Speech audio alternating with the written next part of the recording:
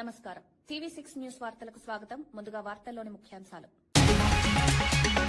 AI semi కండక్టర్లే భవిష్యత్తన్న Chandrababu, సాంకేతిక ఆధారిత అభివృద్ధితో ఏపీ ముందుకు, పెట్టుబడుల కోసం పారిశ్రామికవేత్తలకు పిలుపు, మోదీ నాయకత్వం దేశానికి అదృష్టమన్న సీఎం.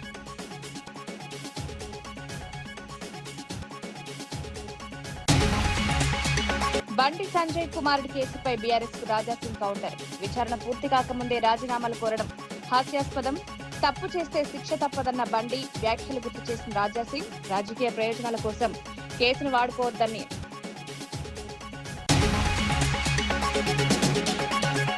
2027 నాటికి పోలవరం పూర్తి చేస్తామన్న నిమ్మల రామానాయుడు, ప్రధాని చేతుల మీదుగా పోలవరాన్ని జాతికి అంకితం. వైఎస్ఆర్సీపీ నిర్లక్ష్యంతోనే పోలవరం ఆలస్యం, రైతులకు నీటి భద్రతే ప్రభుత్వ లక్ష్యం.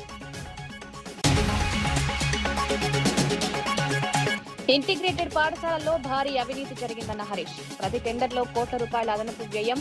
విద్యాశాఖలో పెద్ద స్కామ్ జరిగిందంటూ ఆరోపణ. పాఠశాలల టెండర్లపై పూర్తి విచారణ చేయాలని డిమాండ్.